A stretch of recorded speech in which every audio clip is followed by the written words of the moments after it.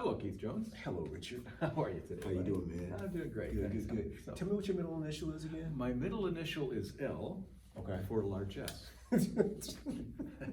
No, it's Lewis. Lewis, that's right. You told me that. Yeah, L-O-U-I-S, not Yeah. L-E-W. Okay, Yeah. got you. Okay, Yeah. sweet, man. Now, I remember, here's something you guys don't even know about this. He had an exercise a while back, excuse me, where he was asking people to give us the name that you would like to have if your first name began with the same letter that it does, but you have to pick a new name from it. You know what Keith's was? Take a guess. No. Take another guess. No. You're never going to guess this, so I might as well tell I want you. to know too. Camden. Oh, that's right. You remember it. Dude, you remember Camden. I did. Way to yeah. remember that. Yeah, I know. It Yeah. was really wild. And thought I don't you- even know, but I did. I really like the Camden. name Camden, Where did you man. come up with Camden? Yeah, I don't know. I liked it. Didn't I it never sound heard. great? I never heard it. But didn't it sound great? It does sound great. I have Yeah. to. I have to admit. Yeah. it's So you pretty feel cool. free to call me Camden. Camden. I'm not attached to the name, so you can call me. You don't have to call me Keith. You can call me Camden. I'll call you K. That works too. Yeah. That works too, man. So what are we talking about today, man? Today we're going to talk about people and change, and specifically about changing people. And the title of this show is "The Key to Changing People is with Them." No, wait a second. Now here's something. I kind of rebel at this topic a little bit. Here's why. What gives you the right to want to mess with anybody? I mean, I'm serious. I mean, why do you want to change anybody? Isn't the idea that the world is big enough to accommodate pretty much every kind of behavior except that which is destructive and that which hurts other people? So as long as people aren't making messes where your property or your life or your world chances, your future chances aren't negatively affected, why do you need to change another person? Well, first of all, the ego is going to say, "Don't bother me with the facts. My mind is already made up." So the ego just wants to change everybody, no matter what. Yeah, that's true. But as the show topic says, that your desire to change someone, you can't change them. Any change that's going to happen, it has to come from the person themselves.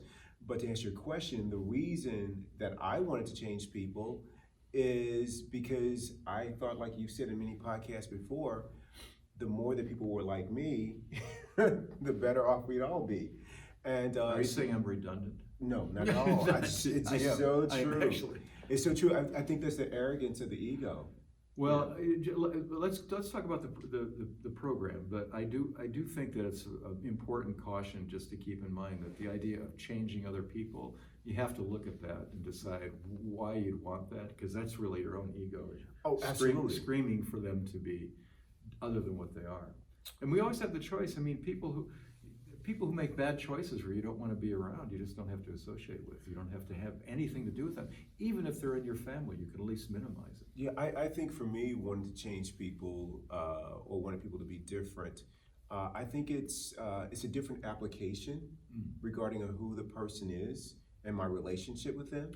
So for example, I could want a celebrity or an athlete to change their behavior because I thought that they should be more humble, or I thought that they should be more philanthropic. I know that's surprising, right? I thought No, it is. I'm not being facetious. No, I'm just surprised. Oh yeah, I thought everybody should change. I had rules for improving everybody all the time. Like it never stopped until I started to get on the practice. So are you like one of those people who say quarterbacks shouldn't be making $10 million, whatever they make a year? No, I don't say that. But what I would say is, well, it's cool. He's making $10 million a year, but is he giving back? Like, is he doing enough for the community? I'd had all kinds of rules about how people should behave, what they should do, shouldn't do, how they should spend their own money, like all that kind of stuff. So I think it was, cool. Yeah, is that cool? Is that cool? So but how did you change? What did you do? Hold on. I gotta go through a few more applications. Okay. So then I had of what my brother should be like, what my parents should be like, particularly my stepfather, the person I'm in a relationship with. Wow. Like, they needed to change a certain way and be a certain way. What a burden. What the politicians should be like, who I voted for, or the ones I didn't vote for, how they should behave. And I think that there are some individuals that we're charged with guiding, and so that's a little bit different, like small children. Sure. and giving them, the values and some structure, and teaching them how to behave. I think that's important because I know without that from my mom, I would be a very lazy, self-centered person who didn't do anything for others outside of myself. And I certainly wouldn't have started ToBeRe or volunteered at the hospital or done any of those things. I would have just been even more self-centered than I already was. So that spirit of service and being open to contribution and guidance from others, I needed her. I wasn't a child who was automatically going to do those things. I had to be made to do those things. So I think in those cases, when you are charged with raising children, that may be something that is an exception. But in terms of other adults, man, I had rules, so many rules about changing people. And with that was a ton of suffering because I know it's gonna be hard to believe, but only a few of them let me change them. You got one to do it? I mean, outside the context of ToBeRe, Yeah. where they improve their Exactly. their Yeah, workouts yeah. or Yes, nutrition. and these are people that, and another thing they shared in common, none of them asked me to help them. I just felt like, like it was. You need my help. That's right. You're not doing what I think you should be I doing. felt it's the least I could do. I'm so perfect. Why don't I share this with everyone else? Well, that's my point. I guess when I was starting out with the show, is that I think that that's a huge burden when you're trying to fix people or you're trying to make them present in a way where you're not going to be stressed. First of all, if your ego is that big, you're never going to get people to do that because it'll always be somebody else who's equally offensive to you. So I think that the fewer hot buttons you have, the fewer things that make you upset, the more peaceful your life will be. The fewer changes you need to make in other people, the more peaceful your life will be. Apart from whether you have the right to even do it, but in terms of your own internal suffering, you're suffering all the time when you have this burden of wanting your dad, your athletes, the celebrities, your mom, your brother, your significant other to be a certain way before you can engage or love or be yourself. I think maybe one of the things that might help people, and you're going to talk about your transformation, why you don't do that anymore, but one of the things I think is really important for people to remember that comes from a lot of spiritual leaders, and that is just to recognize that everybody is on their own path, right? Everybody is on their own path. So a guy cuts you off in traffic and flips you off, that's where that person is on their path. And you don't take that personally. That's just this dude acting out or doing that ego. Doing his thing. It's nothing about, you're an idiot, Keith. Right. You're driving too slow. I mean, that's where they are in their path. So you have to accept that. You don't have to. I mean, you don't have to any of this stuff. But I think acceptance is part of the lead into a calm interior that helps you become more happy and more stable and more centered and more joyful in your own life. To have those expectations that others are going to change and do what you want to do just creates more turmoil and more disappointment and more suffering. Yeah, I totally agree. I mean, I think you can have a preference of I would love for someone to say hello and how are you versus yelling at me. But if they yell at me, I'll accept that too. And when I say accept it, that means not enjoy it. I can't change how they behave. That's right, you can't. And so that's the part that I'm accepting, is I have no control over how they show up, how they behave. That's right. And that's where the peacefulness comes in. And that has been really helpful for me. So you want to know how did I switch off? I do. I got tired of suffering, man. I mean, I know I keep saying this in every podcast, but I am so committed to not suffering that the minute that those feelings come up, the minute I feel my ego take offense, the pain body rises up, I immediately, that's a signal for me to shine awareness in this space, in that emotion, in that thought form. I'll bet you a lot of people, Keith, that are the way that you were, don't even realize that they're suffering. So let's talk about that a little bit. So people who constantly judging other people, for example, about they're too this, they're too that, if only they were more like this.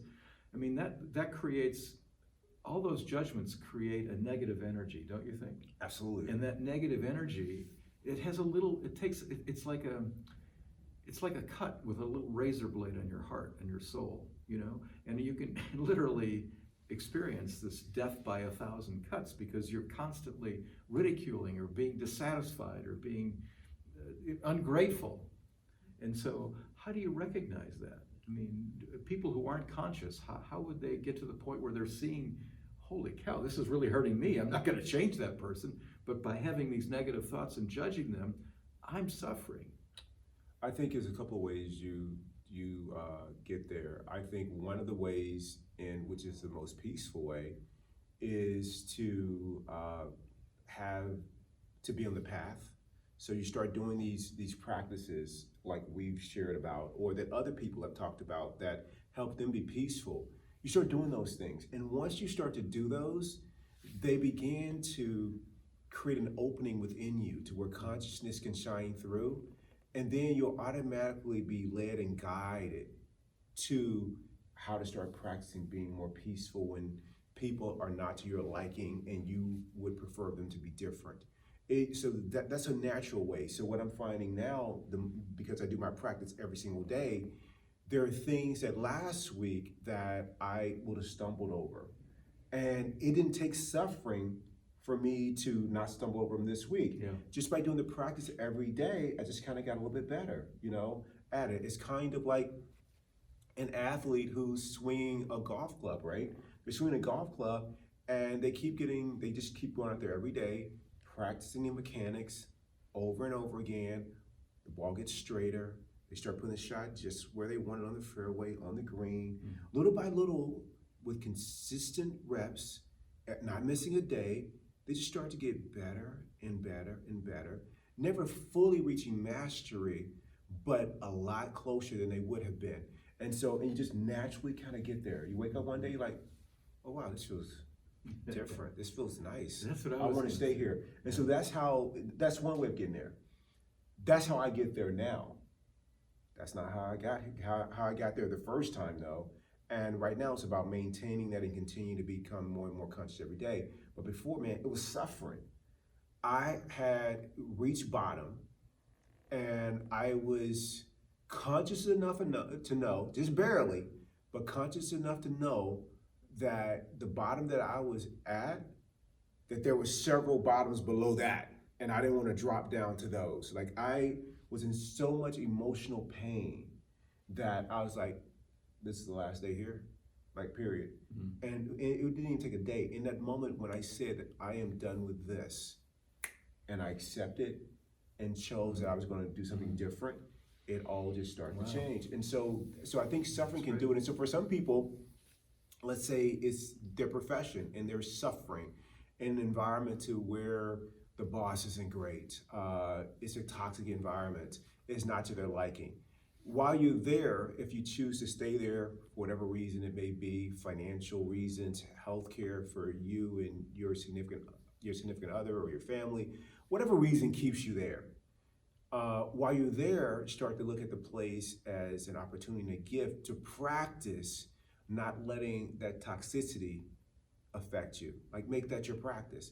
And so when I was in situations that weren't to my liking, when people left ToBeRe, and it was causing a little bit of discomfort, financially, I started making the discomfort financially the gift.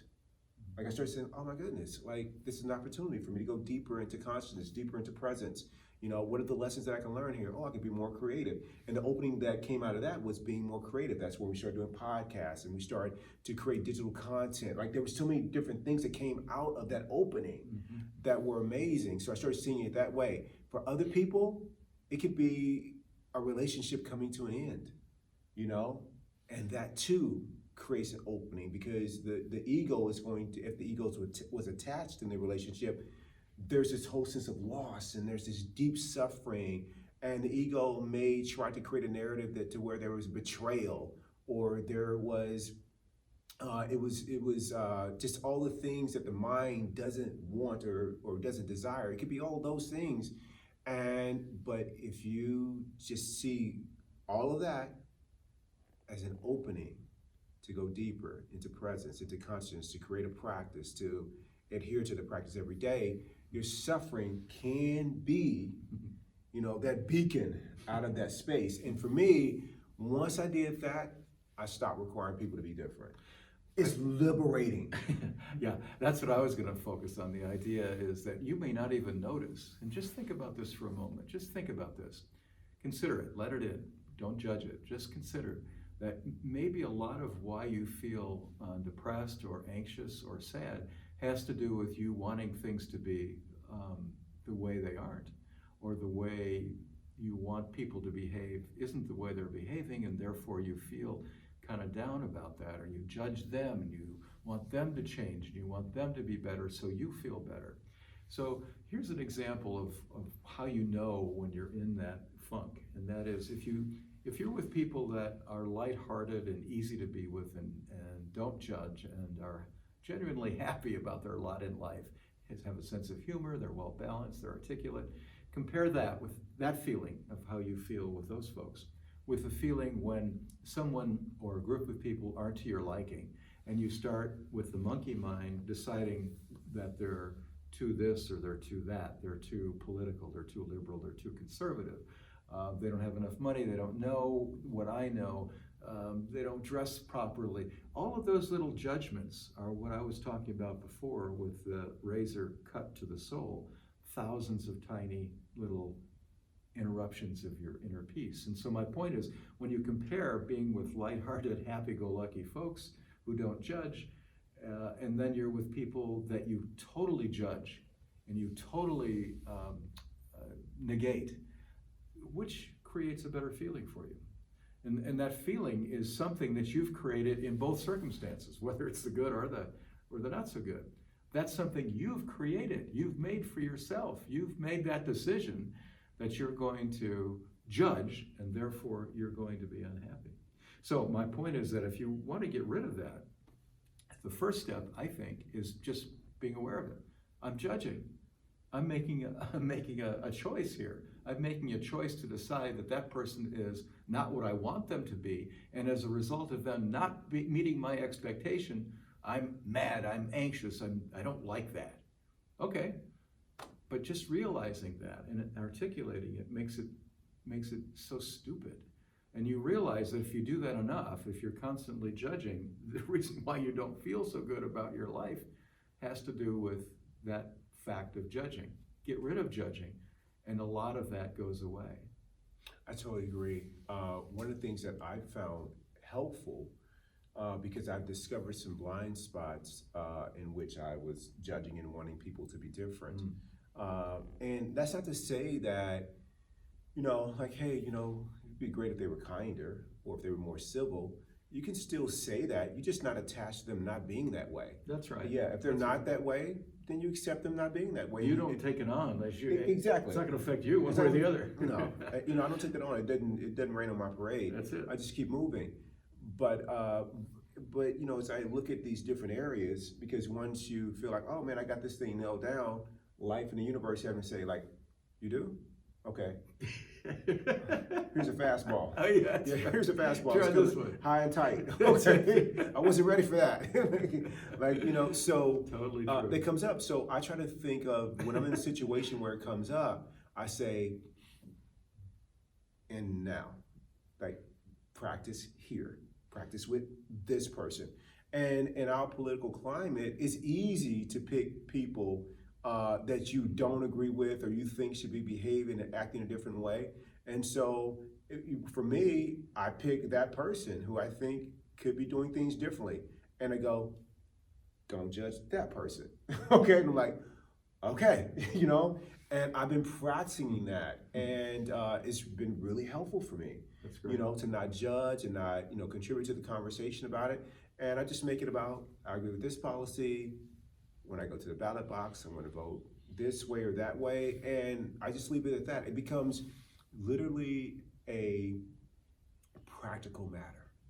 It's no longer a narrative or a story that I have to be attached to, or it's no longer any of that. It's just a practical matter at that point, and it's simple. I think all of our thoughts have weight. If you could sort of open up your skull and actually identify a thought having a physical materiality. I think you have some thoughts that are light and some thoughts that are very heavy. And the heavy thoughts, the heavy thoughts are the ones that are the hardest to let go of because we're attached to them. Because they usually reflect a core value that we tell ourselves about that we have or that we need or that we want or something. This is way beyond my pay grade because I'm not a trained psychologist, but I do think that there is a weight that comes with judging and wanting to change other people. And if you can get rid of that weight, I think you have a much better chance at finding balance and inner peace. It doesn't hurt the other person. Remember, one of my horrible things that I can't get used to is that I can't seem to get over.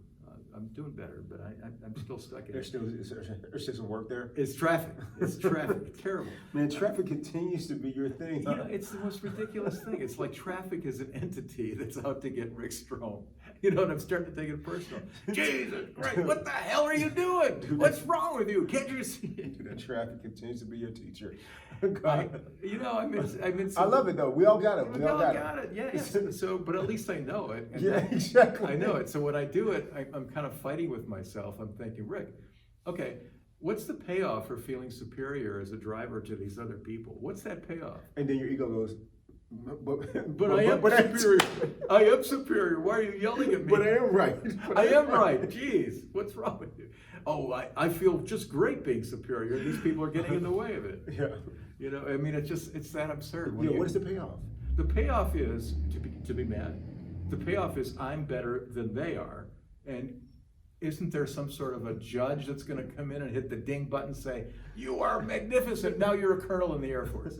Or you some reward associated? There's none of that. You don't get an extra bell ding for And how being long does superior. that suffering in traffic, after you make a judgment about somebody, how long does it last? Well, I got here at noon, it's 2:30, I'm still seething. No, it's not that bad, but it could be if I let it. It could be. But it's not just about traffic, it could be about anything. It could be about the way somebody treated me. Oh, no doubt. But my point is that the idea is you have to monitor that and be aware that those are heavy thoughts that are bringing you down, that are preventing you from getting to be who you really are. Absolutely. And enjoying life and being in the moment. All that crap is just nonsense, and you've got to identify it as that before you can move on. Otherwise, you stay in it. Well, if only you did this, then I could be this way. Exactly. That's nonsense. No. You're making a choice. You're Absolutely. making that choice. So yeah, I think, if there's someone in your life that you want to change, and certainly that person for me, for the longest time, was my stepfather, my brother, and, maybe someone that I dated, and with my stepfather and brother, I wanted the change to be big. For someone I dated, just one or two tweaks. but the key is that, first of all, who says, as you talked about, that there needs to be a change? That's right. number one. And then number two, if let's say that they want to make a change, they make the change. I not only can I not make them for them, but the change is with them. That's the only way. That's the only way. It's the only way. Just like with ToBeRe, Right. you can set the alarms and do all kinds of, shaming people for not showing up on time. But at the end of the day, they've got to make the choice. Absolutely. And you can't goodwill people into being wish them different. into it. Wish them in. Yeah. It's their choice. No. So how do you deal with that now? Well, you don't have it as strong as I had it. But what would you say to the audience and how to deal with that? Traffic? No, well, traffic is a I metaphor. can't. I'm a bad guy. But with people, like people that you want to change or improve. For me, it's pretty easy. I'm old, so I really I don't have to do a lot of schmoozing anymore. That was hard, trying to schmooze with people. Right. I mean, it really isn't hard, but it's like role playing, Yeah. And I don't do any of that crap anymore. I just want to be myself, and I like people. I'm attracted to people who are authentic and they are themselves, and they don't have any agenda. And I try to be that way in my own life, and so I can identify them, and they can identify me, and we're cool. When you're in the business world, it might be a little more complicated than that. But the way I deal with life is I am me, and I love to be around people who are them. And as soon as I start hearing the judging, I just, it's like here's an example. You go to the Thanksgiving dinner, And of course, there's a little bit of ice to break. And usually the men start talking about, oh, did you come down Route 42? Yeah, they put an old construction culvert in there, and I'm not sure we made as good a time. I took the interstate. You know, you do that a little bit. And then the women are always talking about, oh, Marge, you did a new couch and it looks so lovely. Okay, and the point of all of that is to say, that is just artificial chit-chat to break the ice. But if that's as far as it ever goes, if that's as far as you ever get in life with other people, I just as soon avoid that. I don't mind a little of that, but I want something other than that in my life. So my first rule is I'm authentic, I try to be, and I want to be with other authentic people, and I want to talk about things that are important to me, or laugh a little bit, or get another slice of life that I can't experience, like being with a woman. I don't know what it's like to be a woman or whatever, but I don't tolerate, or I don't want to be around people who are judging, and I don't want to be around people who are not willing to let things be. So I just avoid that. Yeah, because you don't get caught up in the debates and the arguments into where you want to try to change them and change their view.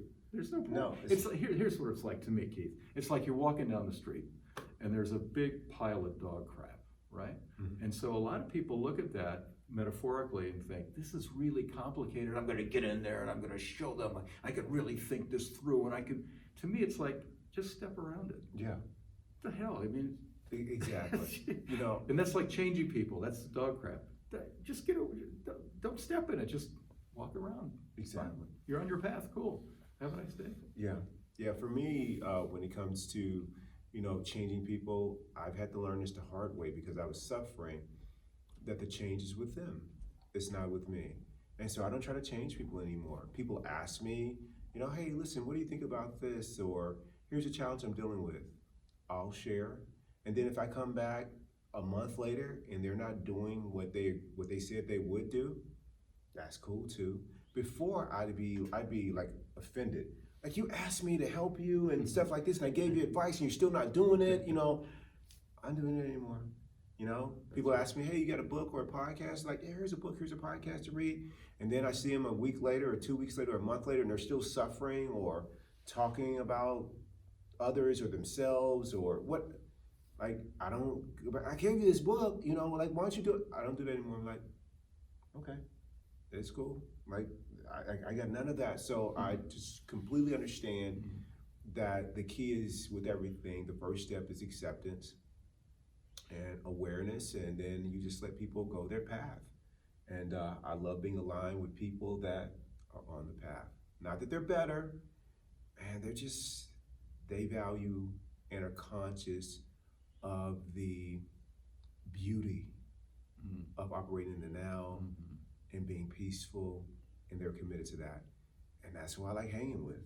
Well said. I can't, that's one of the reasons I love being with this guy. He's inspiring. Oh, you too, Thanks, Rick. man. Thanks, man. I love you, Thanks. man. I love you. Thank you, Rick.